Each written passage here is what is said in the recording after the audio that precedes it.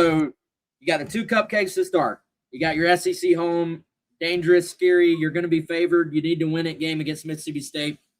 Then you have what will be what people call, whether right or wrong, your first true test of the season. Because, again, I don't think they're going to give you credit.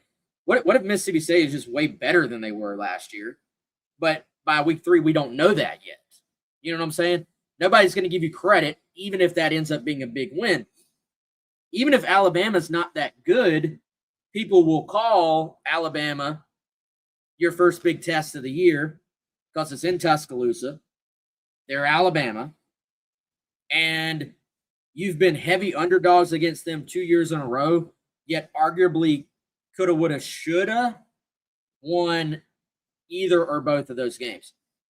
With Alabama, Chris, 2 things caught my eye diving into them. 1, we don't know who their quarterback's going to be. So that automatically puts you in a question mark situation if you're Alabama, when you're in a league where most of these teams at this point have a pretty good idea of who their signal caller is going to be. That's a big question. Is it going to be Keelan Russell, who's the young former 5-star? Is it going to be Austin Mack, who was at Washington with Kalen DeBoer and Ryan Grubb and transferred in, followed them to Alabama, and is a big 6'6", 230-pound kid who's been around college football a while, but still kind of inexperienced. And Nick Saban, talked up Austin Mack, kind of given some of his analysis about the Alabama program. Of course, people are going to ask him about, every SEC team, but especially Alabama, given his history there. And so that's, after losing Ty Simpson, who was, I think, Wes, you were bringing this up the other day, and I agree, probably underappreciated for what he did last year compared to how little of a run game that they had. That's another big question with Alabama, I think. You lead with who's the trigger man, who's the quarterback. We don't really know yet. I tend to think maybe Mac, just because he's a little more experienced. He knows this offense a little better, but I actually don't know at all. I have no inside information. If you made me guess, maybe that's it. But they're going to pick a guy, and then can they get better running the football? They rebuilt this offensive line, brought in a new offensive line coach. They didn't run the ball well at all in Columbia last year and still won the game. Or anywhere. Yeah. Didn't really run it at all. And so there's a couple big questions for them. Not even to talk about the rest of the team, defensively, special teams, big questions on offense for them that they need to answer. So you think Mac? What's that? You think Mac? Am I wrong? You think Russell? I mean, I don't know. I just number 2 quarterback in the these guys are playing earlier and earlier, dude. I could be totally wrong. And admittedly, I haven't even asked any of our Bama guys or read a lot of insider reports from the On3 Bama site. I really don't know. I was just kind of going off of. Now, yeah. Mac was injured, not serious, but he didn't really play much during the spring game. Russell went off during the spring game. So that's kind of a little bit. I know spring game doesn't really matter, but it's a little bit what I'm going off of. And I just think the dynamic ability, if they're trying to get the run game going, quickest way to fix that. We saw this with South Carolina 2 seasons ago. If you have a quarterback who can run the ball, opens up so much else in the run game. Also, man, I'll say this on their run game. There's a small part of me, deep down, I do pull for our boy D1 Daniel Hill. Followed his recruitment so closely. South Carolina heavily involved there. Some guys, for whatever reason, man, and not that I even know him or have kept in touch with him, I haven't, but something about that kid I've just always pulled for him. Felt like he was a good dude.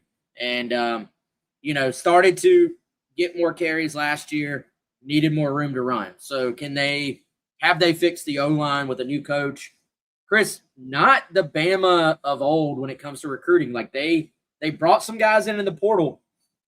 They got outbid by some teams. They got one of their running backs basically stolen from them, who was coming to them in Hollywood Smothers, goes to Texas, those deep pockets at UT. So, I don't know, man. It just feels different. Alabama's going to be talented. I don't want to say always will be. Most of the time they will be.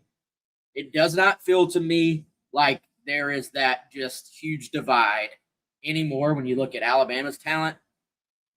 I'm wondering too, Chris, has it caught up to Georgia? Has it started to catch up to Georgia? And I know they won the SEC. I know they're now the favorite this year. And I know that they made college football playoff last year. Has it caught up to them that they have remained in the we're only going to pay you once you prove you can do it here in Athens? That's their MO, right? Not we're going to pay you to come here. We're going to pay you once you prove.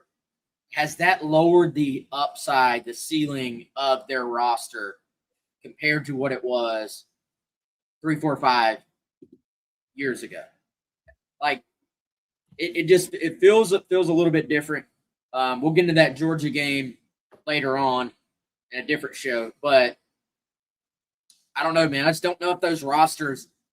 I don't know if they scare you as an opponent the way they did 5 years ago.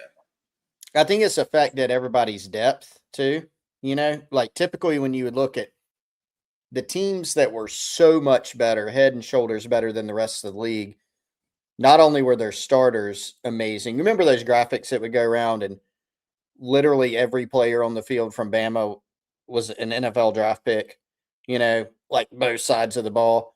But then they would also just have insane depth. And I feel like everybody, including even the Blue Bloods, get hit with that sometimes. But yeah, we've seen that at Bama. It's a different ball game in terms of recruiting for them. Still very talented. Wes, one thing, and you know, I don't like to stir up quarterback controversies when there's not one. There's a little bit, not a controversy, but a question there. I wonder, and I was kind of going back. Another reason I picked Mac is just a couple little things that Kalen DeBoer said about his experience. Their early season schedule, little bit more manageable. ECU at Kentucky, year one new coach. Now, I would say Florida State lost that game last year. They play Florida State. South Carolina is their second SEC game. Do we see a situation where it's Mac because of the experience early, and then if they're not firing on all cylinders, boom, here comes Russell? Could South Carolina game be a good game for that? Maybe. Wouldn't be shocked by that.